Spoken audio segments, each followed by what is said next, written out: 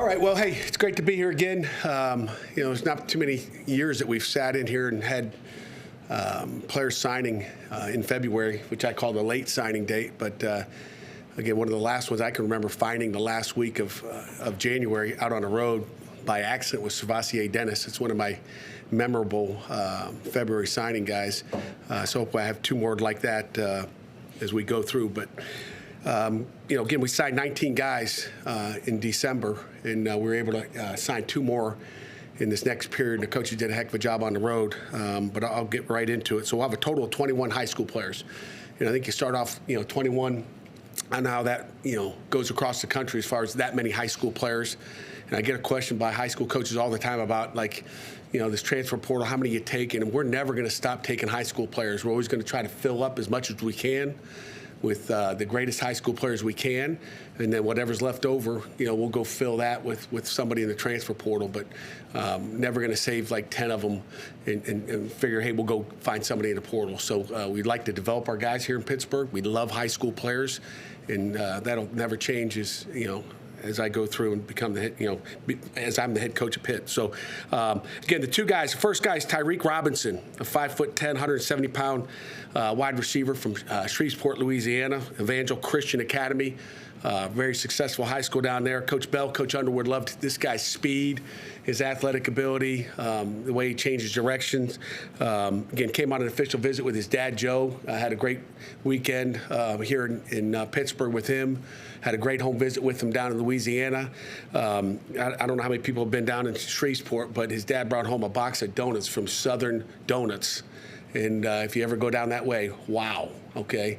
If you like hot Krispy Kreme donuts, this one's even better. But Southern-made donuts, I should say. So we're excited to have Tyreek in this class, and just a super kid, super family, and again, our receiver room will get better by having him in that room. The second guy is Malachi Thomas, a big 6'4", 235-pound tight end from Thomasville, Georgia, Thomas County High School, or Thomas County Central High School. Late addition, I would kind of call him as late as kind of a Servassier Dennis that we looked. Again, our recruiting staff and Coach Bell and Coach Underwood did a great job of digging him out down in Georgia, down in southern Georgia, southwest Georgia. But again, we wanted a young tight end in this class, freshman class. They're hard to find, but we think we found a diamond in the rough in Malachi. Everybody down there loves him, from the cafeteria ladies. I mean, really did a deep dive on him as a person, and every lady in that building was like my favorite guy. And they won a ton of games down there in a state championship, 6A championship down there as well. But just an unbelievable kid. He's got a smile on his face whenever you talk to him. And so those two guys we're excited to have. And then last thing, again, just thanking Graham, Wilbur, and our entire staff and everything they did in the recruiting office, our coaches. Not going to belabor that, but also a huge shout out to Chris Bickle and the Alliance 412 and all the work and dedication they put into Pitt football. So can't thank Chris and his crew enough for what they do. So with that, I'll open it up for questions. Pat, recently there's been two really good college coaches decided to go to the NFL, Jeff Hafley and Charlie. Is it going to be, with all the stuff going on in college football, with the world, is it going to be hard to keep your best coaches? What I think it's first of all, Charlie's an unbelievable coach, person, and the Indianapolis coach got a great one there, and same thing with Jeff Hafley. Everybody's got different goals in their life and different things that they make decisions based on, and I can't make decisions for anybody else. I know I won't be hopping to the NFL, I can tell you that. It's just not my cup of coffee, I guess.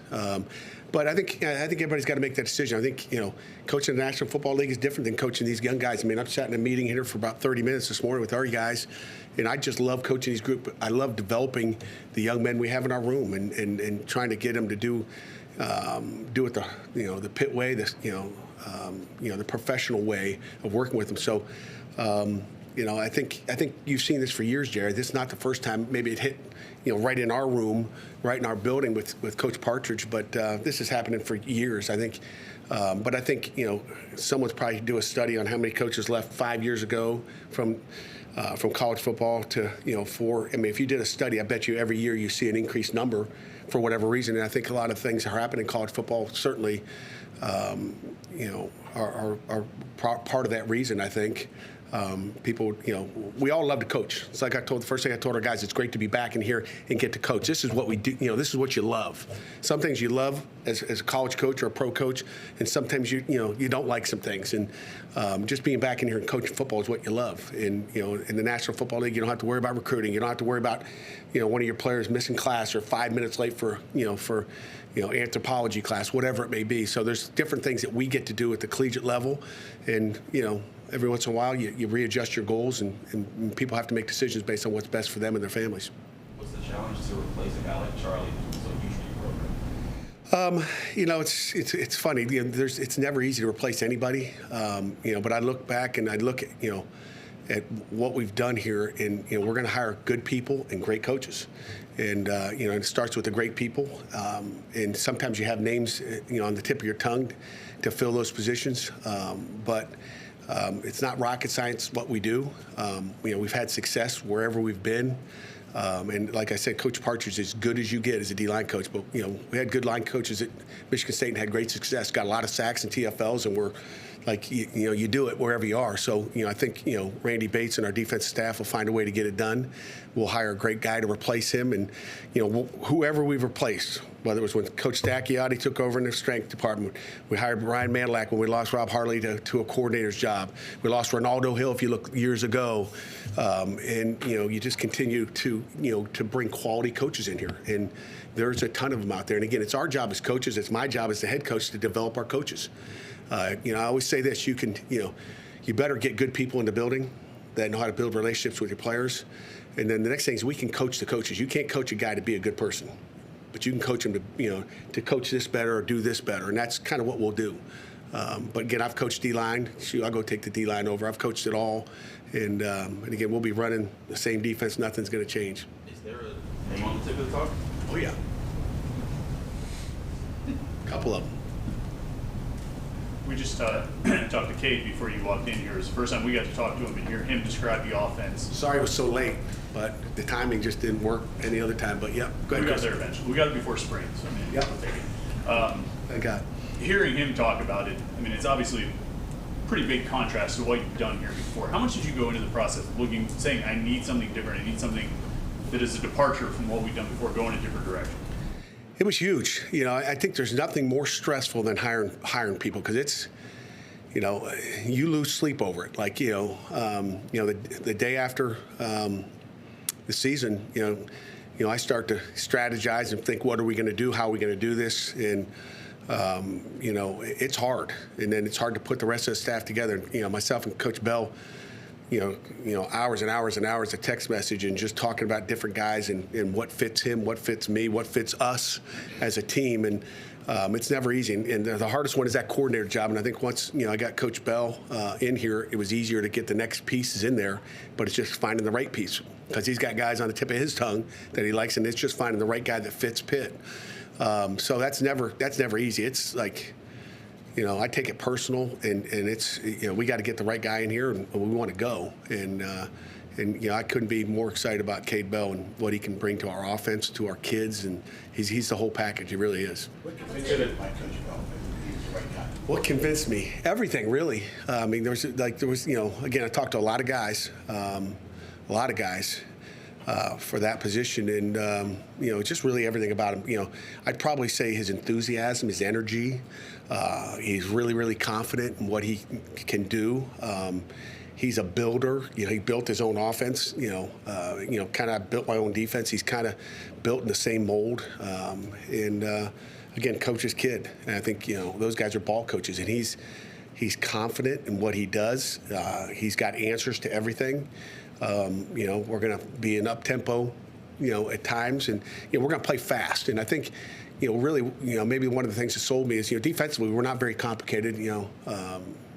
Any novice football guy would look and say, gosh, they line up on normal downs with 4 down. They line up in almost the same spots all the time. The linebackers look like this. The corners are pressed out there, and everything looks the same. But but then on the snap it changes, and it's simple but complex. And I think that's what our offense is. When people talk about playing fast, I think they think the tempo. But I think that fast goes two ways. And I think if you talk to a lot of our guys and talk during spring ball and after spring ball, our guys will say it's simpler for them to go play faster. And again, when I say fast, you can have an athletic guy, but if you take an athletic left tackle or a tailback or a wide receiver and you give them too many things to think about, they start to play slow. Okay? And my philosophy as a head coach has always been to make our guys play faster than they are. And there's nothing worse than taking a guy that runs a 4.6 and he's playing at 4.9 speed. Okay, if a guy's at 4.6, I want to make sure he's playing at 4.6 or faster. I think our guys will, it'll be simpler but complex. We'll be explosive. And again, our guys they'll know what to do and be able to play at a higher level. What's it been like for you working with Coach Bell so far? It's been great. I mean, he's just a different individual in that room. I mean, he's a guy that's like going to text message you all day long. Like, he's one of those young guys. My thumb is kind of numb, but all his fingers must be numb because he's sending recruits at all hours of the night. Like, check this guy out, check that guy out. I mean, I got text messages that long. But it's been awesome. I love a guy that communicates. He's a communicator. He does a great job communicating with the kids, with his staff, and just he's very organized, which is kind of how I am, and that's how I like that offense to be. How did Kade Bell sort of land on your radar, and when you brought him in, what gave you the confidence that his offense can make the jump from FCS to FBS? Yeah, I don't care, FCS, high school. I could have hired a high school offense coordinator. You see some explosive offenses in high school. It's football, okay? And I'll tell you what, when you think about, coaches that are very creative, I think of a lot of high school coaches out there. And again, you can take a high school coach and get the same thing. So I don't care FCS. I was in FCS. I ran, defenses at the FCS level. I coached at Rhode Island, played small football as well. And, you can do it at any level, And I always thought just some of the things we do defensively, could we do it at the next level? I took a job out at Northern Illinois. I couldn't talk, the head coach or the coordinator into doing some other things. And then, I go down the road to Miami, Ohio, and I'm able to implement the stuff that's kind of crazy that people say you can't do that and do it. And Kade's the same way. He's got some stuff that he's very creative. I think you're going to see some creative offense out there, which creates explosives, which keeps people off balance. I think that's it. You mentioned you spent a lot of time recruiting. What's the reaction been? How have people they've been drawn to this new offense? Yeah, I mean, Amanda talks about, FCS and all that, but like as I go on the road, it's obviously, especially down south, I mean, I can't tell you how many high school coaches and coaches on the road that I didn't even know. They're like, texting you saying, what a great hire, Sometimes people like that don't get those opportunities. People are like, oh, it's FCS, you got to hire a Power 5 guy or something like that. But I don't have that ego. I'm not going to have to come in here and say I hired a guy from Alabama or LSU for it to make it look good. Okay, this is not about looking good. It's about being good. We got the right guy in Kade Bell, and maybe to finish up the rest of your question there, Amanda, was analytics. To find that guy, did a lot of. I mean, it's crazy how analytics are. But just to give you, like, hey, what am I looking for? And just to look at different, so I won't give any shout outs to who, but they know who they are, and I've thanked them for, kind of their input as far as just helping me kind of figure it out. Because it wasn't like I knew Kade or some of the other guys that I was looking at, but it was more of just finding the right guy, but then doing your homework after that to find out that he fits at Pitt. You think you might eventually go as fast as Tennessee? There'll be times we'll go fast as Tennessee, which will be great. I mean, I think it's hard as a defense. It'll be great for our defense to see it because we see a lot of it, whether it's fast or, semi-fast. But, again, we're going to go fast when we need to go fast. We're going to go slow. Some people think a defensive guy doesn't like that. I could care less, It doesn't help when you go slow and huddle up and I'm looking at the clock, looking to see if we're going to, have another delay game. That doesn't help you either. And, as slow as we went offensively last year, we didn't win the time possession. So, some people think that defensive guys want to win the time possession. I want to win the game, and I want to win on the scoreboard. And I want our kids to have fun doing it. I think that's what Coach Bell brings. Is there anything that your defense will have to adjust on in those games where you're going as fast as Tennessee? No. I mean, to me, it's you want the game. We're going to see, I would say, 12 regular season games, we're going to see probably 11 out of the 12. That's just offhand that are going to go fast tempo, whether you're snapping it in 7 seconds, 7 to 12 seconds like a Tennessee might do. Everybody else is snapping it before 20 seconds. So to me, the harder it can be in practice makes it easy on game day. Our kids will think on game day, the rest, those 11 games of those 12 are going to be slow. They're like, God, they're so slow, coach. Which is great. Well, we're going to have to think faster during practice, which is great. Probably one of the biggest adjustments we had during the year is, because we've been going, slow the last couple of years, is our guys, having to, like, okay, game week now, we got to press as defense coaches, trying to get them to understand the tempo and make sure they get home after the play's over. So, we won't be worried about that. Now we'll be worried about some of the other things that maybe we don't see during practice, which is something we'll have to work on, during fall camp and spring ball. What can you say about a new running backs coach, Lindsay Lamar? Lindsay's outstanding. You get to know him better every single day as you go. We talked personnel yesterday, and he's just so detailed. He's right down the line. It's just, again, anytime you bring somebody new in, and you guys will have an opportunity, one by one, EJ will get it done. I think next weekend you'll probably talk to Jake Bernowski, our special teams coordinator, start with the coordinators. But Lindsay does an outstanding job. He's detailed. He's played the position, and he knows Coach Bell's offense as well, so it'll help us, operate a little bit faster. And how have some of the returners, especially in offense, reacted? How have you seen them take to? I didn't realize you haven't practiced yet, but. Yeah, we kind of did have a little, 30-minute practice out there today. We had a walkthrough for about 30 minutes today, which was fun. Like I said, to get back into football, we do it, every Wednesday. We'll get a little action in, one time a week here. So we'll have 3 more before we get into spring ball, just to kind of semi-install stuff. But again, you'd have to ask the guys. But my gut feeling and I guess what I've seen is they're excited. They're real excited. You're learning a new offense, you're learning new terminology, but I think they see how it's going to be faster, that they can play faster, they have less thinking on the field, and I think that's what every player would like to have. Beyond the change in style of your offense, how difficult was it for you on a personal level to overhaul your offensive staff? It's difficult. It's again, it's like I tell you guys every week, and it starts with the coaches. When you don't have a successful season, it starts with us, and we have to look in the mirror and make adjustments based on what we need to do to come in here on a Monday and we have fun in here.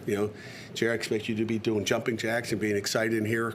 Sundays. I don't like coming in here on Sundays and being grumpy and upset with what we did. So you make changes, and I think it starts with us as coaches, and then the players got to make their changes, and we got to fix things that were wrong from a year ago and make 2024 a great one, and that's kind of the goal. So it's never easy. There's some good people, great coaches, and that's hard. It's hard on everybody. It's hard on them. It's hard on our entire staff and everybody in this building. No one likes to go through those changes, but it's part of the business. It's a necessary part of the business. How do Nate, Christian, and Ty fit what Coach Bell wants to do on offense? Again, I think, any good offense coordinator is going to fit them in. I think they're all great quarterbacks. And you said Ty, and, let's go to, Duggar as well. Julian's, he's left-handed. I don't know if you noticed, Coach Bell's left-handed too. So it's kind of good to have a left-handed quarterback coach. Because I think I said to you back in December, a lot of people won't even recruit a left-handed quarterback, and Coach Bell was a darn good left-handed quarterback. So, I think they all fit into it. We're watching them out there throwing today. It's operating the offense, keeping it simple enough. They know where to go with the ball and get it out fast and make good decisions. That's what it comes down to. They all fit. Coach, this seems like this was a more like crazy off season than normal. With the exception of Coach Partridge's position, do you feel settled now? Is it? You're never settled. You're never settled. You're driving to work today. You're just thinking, okay, what's going to come across my door today? What's next? So you're never. It's never over till it's over. You hope it's done before spring ball, but you could. You're never saying, okay, we're done. It's good, because if you do, the next day you'll be surprised with something else hitting you. A couple of the players we talked to earlier that were under Kade down in Western Carolina, they called him like a big brother and said, he obviously was playing college football less than a decade ago. How have you seen his youth maybe help him to your players?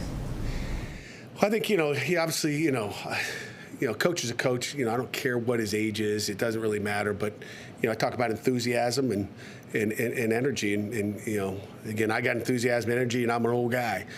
So I don't know if the big brother or anything like that matters. It's knowing your offense and having confidence in what you do and having fun at what we do as coaches.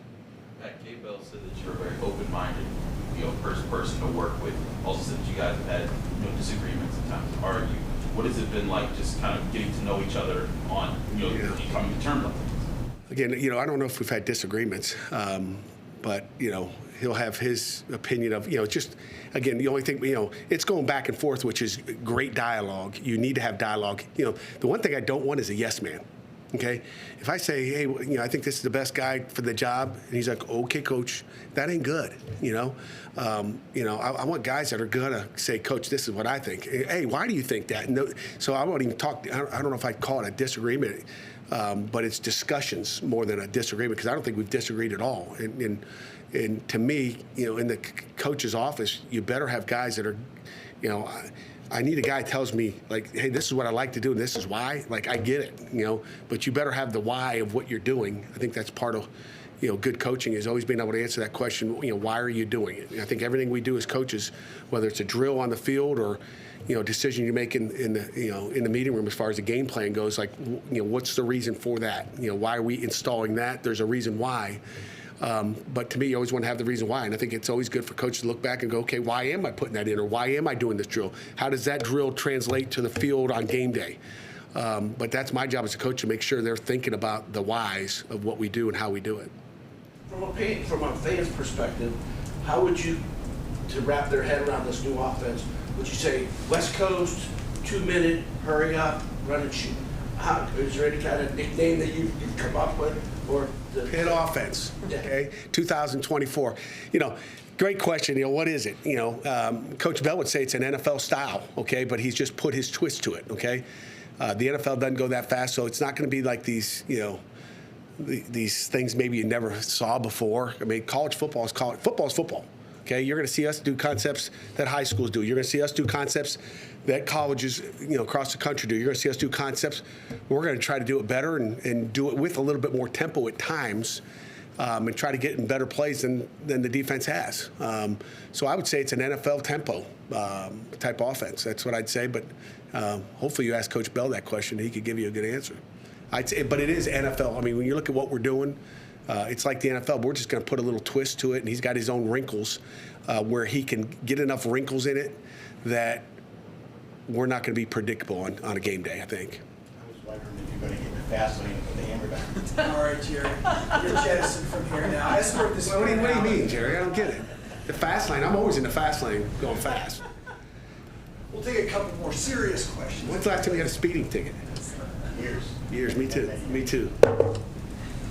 Anything else? You're going to have to, afterwards, we'll talk, when EJ's not grumpy over there, talk about the fast lane, because I'm not sure I know what you mean. What else we got? What did you like about Eli Holstein as you recruited him here? You know what? Obviously he's a big, athletic, smart guy. Highly recruited out of high school. When he went in the portal, I think Coach Bell had some, even when he was not even at Pitt, had some ideas that he might be going in. You hear rumors from high school coaches, of what might happen. But we loved his athletic ability, his arm. He's kind of what we were looking for as far as a quarterback, a young guy that we can develop. I don't want to say he's a high school player, but he's 1 year deep into college and brings us a really good athletic quarterback in the class. Kade told us, talk to us about how he wants to increase all the different ways that Gavin Bartholomew is used in the offense. How much of that was part of the discussions about him coming here, factoring in the starts at end that you guys have? Well, I think it's it's a lot with what we do and how we do it. I mean, whether it's him or Jake Overman or Jake Renda, I mean, you want to get your players the ball more. And, sometimes you can have so much offense in that you're thinking more about how many plays you have in and how many personnel groupings you have in, as opposed to how can we get a guy a ball. So we got to find more ways, and we will find more ways to get Gavin the ball and the tight ends the ball, but spread it out. I mean, we can't be tight end heavy and not get those guys the ball out there. We want to spread the wealth around and again, throw it to the open guy like we always do, regardless of what offense you're running. quarterback's job is to distribute the ball to where it's supposed to go. Nothing, angers a quarterback coach or offensive coordinator more when you're throwing it to a guy because you like him as opposed to the guy you're supposed to, because they're grading down on Sundays when they don't throw it to the right place. Bostic got a lot of minuses back in the day.